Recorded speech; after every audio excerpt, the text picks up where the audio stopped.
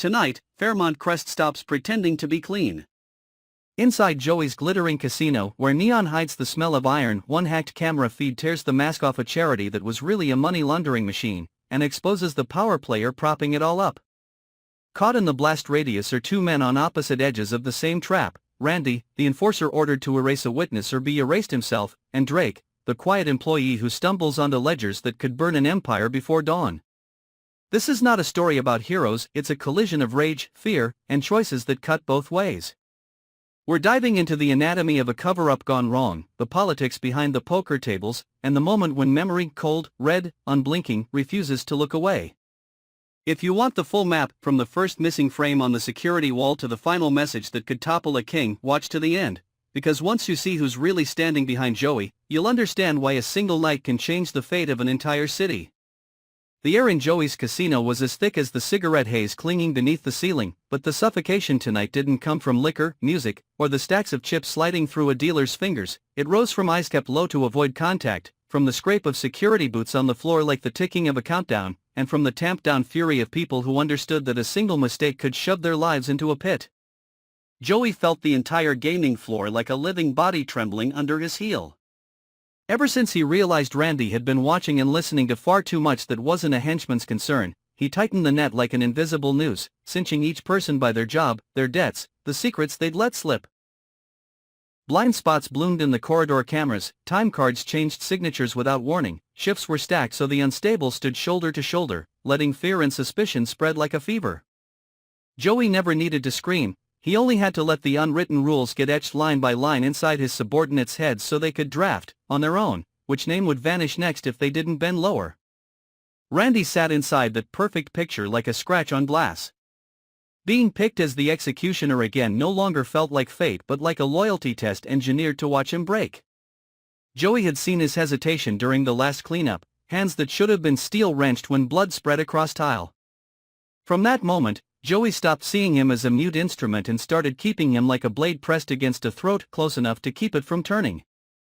This time the terms were ice-cold on a black tabletop: either take care of Drake or be taken care of. Randy heard the words that never got spoken floating in the silence of the surveillance room: if he slowed by a second, if he let feelings slip in, if he looked back, he'd become the thing that needed sweeping away by dawn. Anger surged, not from fear of dying but from being turned into a cheap puppet, something wedged between guilt and tool, denied the right to judge and assigned only the duty of getting dirty.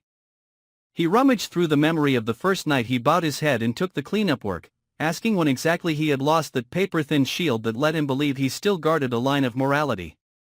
Across from him, Drake, who had always seemed outside the game, was stepping into the dead center of danger. The copy of data that landed in his hands like a stray gust had thrown open the hatch to an underground vault. Money currents rushing beneath the name of a charity polished to a media sheen, raising funds for children, for neighborhoods, for photos with smiles curated for glossy covers.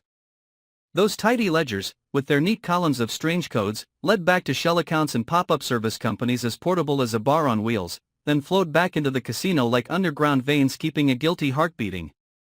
Drake was no hero, but the sensitivity of a man who counted tips and sweat told him this map was no joke. Each number was a brick in a wall around power, and any brick that fell could crush the one holding it. He knew that if he stayed quiet he would live longer, if he spoke, he could die faster. But silence was its own form of death, beginning with the inability to look straight into a mirror, spreading into nights without sleep, and pooling into disgust at himself. Drake's anger wasn't at Joey, it was at the condescension. The people above assumed he was just a waiter who forgot what he saw, that a handful of tips could purchase his permanent blindness. Joey staged an ordinary evening as always, but every detail stood where he'd placed it like a piece on a board. Music rose, liquor poured faster, and big winds glittered across the room like honey traps so patrons would be too euphoric to notice exits quietly blocked by two new guards, cameras lowered to new angles, and the charity's ads looping again, clips so wholesome they looked counterfeit, children laughing in classrooms. Everything appeared pristine in the public eye. The cleaner it looked, the easier it was to hide the metallic tang pulsing underneath. Joey stretched the line between public pomp and covert violence like a tightrope walker, convinced he alone could keep the balance. He didn't expect another wire being cut upstairs in the camera control. Night caught fire when walls of screens flickered and switched to feeds not listed on any schematic. The security shell split open with an internal digital signature no one at the casino owned, as if the person opening the door was the one who had authored the keys. In the security room, Randy watched black and white footage flip over the true owner of the darkness backing Joey. Not a faceless kingpin, not a benevolent businessman, but a political name that would leave Fairmont Crest breathless, a man who made a habit of preaching civic virtue from clean stages, posing with that charity at ribbon cuttings for schools, a man who had once demanded the city be purged of vice. The instant that face appeared, a boundary that had always been foggy inside Randy's head grew knife bright. He wasn't just up against Joey, he was up against a whole system built from filthy money and righteous reputations. His rage no longer aimed at the order to take care of Drake, it targeted the realization that his fear had been exploited to preserve the moral mask of a man who had sold off every oath he'd ever made. He wanted to hurl a chair at the screen, smash the system to shards, but he understood that blind violence would only help them shut the door, scrub the logs, and turn him into the cautionary tale. Downstairs, Drake felt the floor hum as if someone's heart skipped a beat. Guards' eyes shifted, side routes emptied, and a force pressed at his back that never needed to touch him to chill his neck. He knew the offer would come, cash for silence, or an accident. What infuriated him wasn't the bribe, it was the assumption that he would pick the same as every frightened man before him. He counted breaths. If he pushed the data outward, who was clean enough to hold it without turning him into a sacrifice? If he went to the police, would someone be told to slide the file into a drawer? If he called the press, would the piece be belittled into rumors? He held a single advantage, the time left before Joey realized he wasn't standing still. And just as the screens upstairs flashed like storm lightning, he chose to burn the bridge, not to be a hero, but to avoid dying of his own cowardice. Joey strode through the lobby as if the universe still orbited around him, but his eyes had narrowed to pinpoints, piercing the smallest shifts, a dealer's altered fingertap rhythm, a waitress checking her watch too often, a regular laughing too loudly to mask nerves. The hit came harder than the music through his earpiece, the cameras had been hacked. Fury leapt like gasoline fire, not because he'd been spied on, but because someone had humiliated him on the altar of his power. In the one place where every pixel was supposed to be his, another hand had reached in and bent the image to expose his true patron. He understood the worst part wasn't that identity being revealed, it was the truth about the world he'd built. It was no longer fully under his control. Joey ordered a reset, network isolation, exit lockdowns, and the resolution of anyone tied to the feed. At the top of that list stood Randy. Not because Randy was the deadliest, but because he represented loyalty cracking.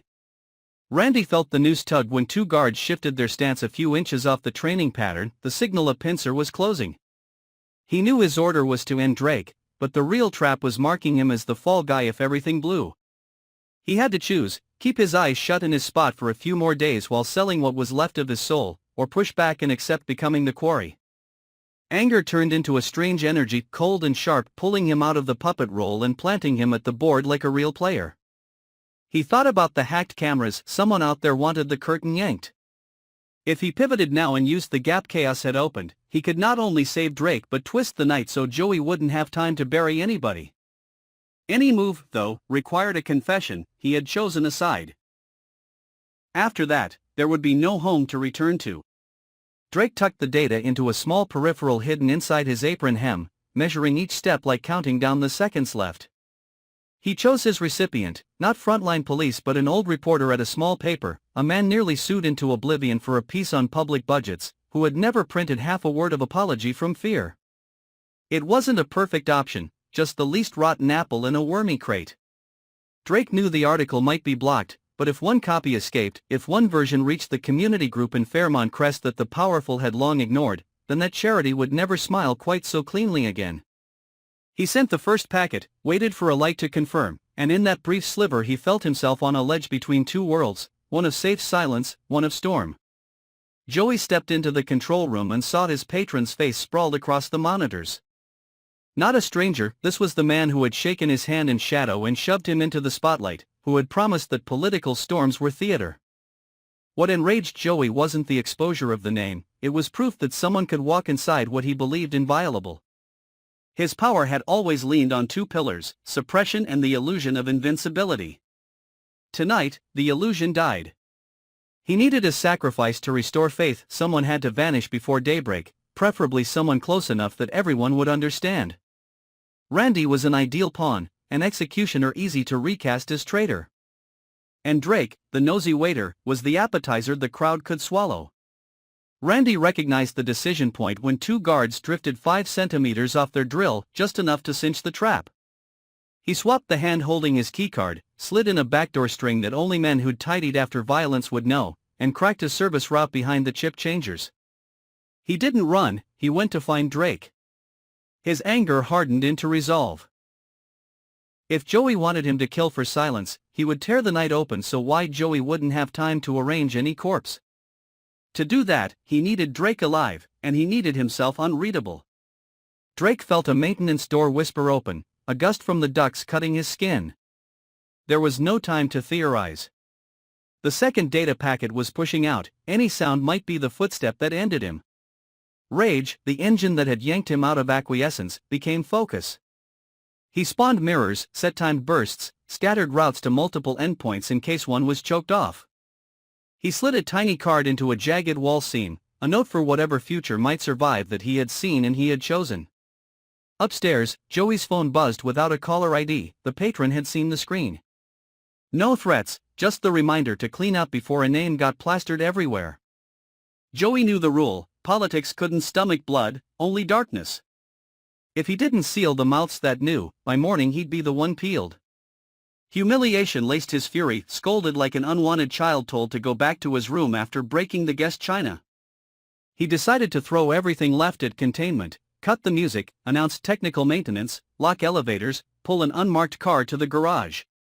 The night was a knife already embedded, all that remained was the twist. Randy reached Drake as a service door swung shut. Their eyes grazed, and neither needed words. Each saw, in the other, the thing he feared most, a choice with no retreat. Randy swiped the lock and guided Drake into the artery of ducts lit in neon bleed. As security boots sliced the air behind them, they threaded a maze reserved for those who had once dragged bodies through it. Randy raged at himself for knowing the path by heart, for the memory of being calm while hauling a human way through here, for the way familiarity with darkness had become the most damning proof of guilt. He wanted to repair, but in Joey's world repair always began with more blood. For the first time Drake walked through a visible cross-section of subterranean power, doors that opened to weakly rotating strings, wall seams hiding safes, unlabeled crates stacked like graves. He felt Randy's anger wasn't aimed at him but at a filthy destiny looped around both their necks. No need to ask, the man ahead had turned against the one who had groomed him with fear. But betrayal here didn't grant freedom, it only swapped shackles for a more lethal kind with no patron to shield you. Drake clutched the spare card like the last shard of autonomy left. If he lived through the night, he knew the price would be his ordinary life, if he died, at least he would not die bowed. Joey stopped hesitating. He ordered the goods brought to the technical refuse room, a chamber that had swallowed so many secrets the smell of bleach could no longer scour it. He wanted it done fast, neat, and noiseless. He did not fear blood, he feared narrative. A story that slipped into the streets, into breakfast chatter, into whispers at school gates, was the only violence that could punch through his armored car. He had learned that from those above him, killing a person was easier than killing a story. And now, the story of his charity was being rewritten. Randy shoved Drake through a final slit of door where a janitor's exit opened into a narrow alley. They heard the footfall circle tight, heard the barked orders over radios. Randy knew he had to choose the worst remaining option, plant himself between the hounds and their prey to buy a few minutes for the story to escape the casino walls. His last anger dissolved into a rare, icy calm that visits those who accept the debt coming due. He turned back in, locked the chain from inside, and faced men who had once been comrades. His betrayal would be labeled a dozen things: madness, rashness, treachery.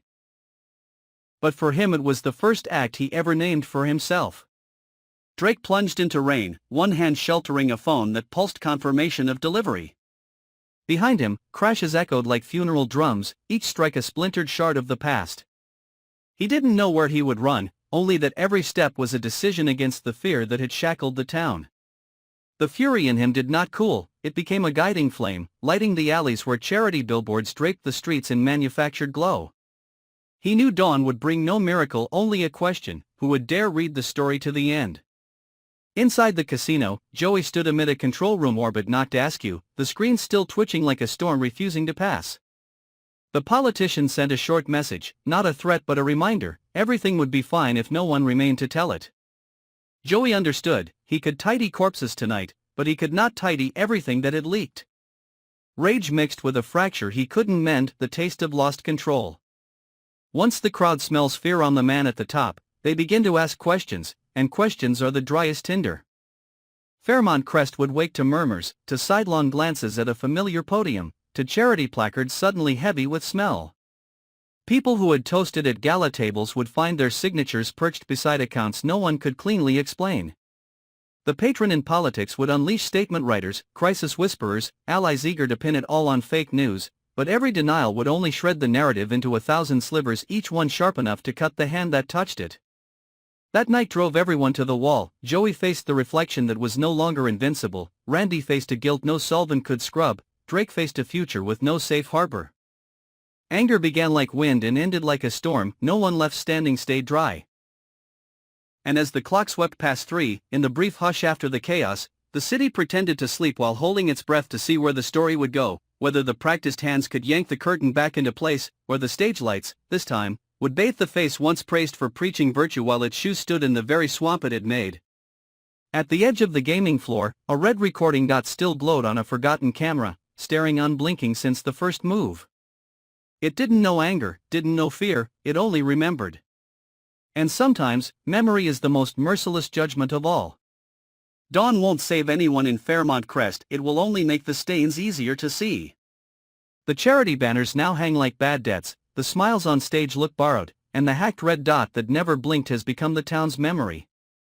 Joey still thinks he can kill a narrative with procedure and bleach, but the story has already slipped the leash, carrying the fingerprints of a patron too powerful to explain away.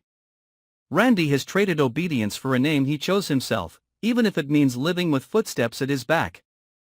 Drake has no safe harbor, only the cold clarity that truth, once in motion, finds its own door. From council corridors to coffee counters, the same questions will spread, cutting deeper each time they're asked. This isn't an ending, it's the first quiet breath after impact, the moment when a city decides whether to look away or keep watching. We'll be here for the next frame, following the money, the masks, and whoever still dares to stand under the lights when they finally fall.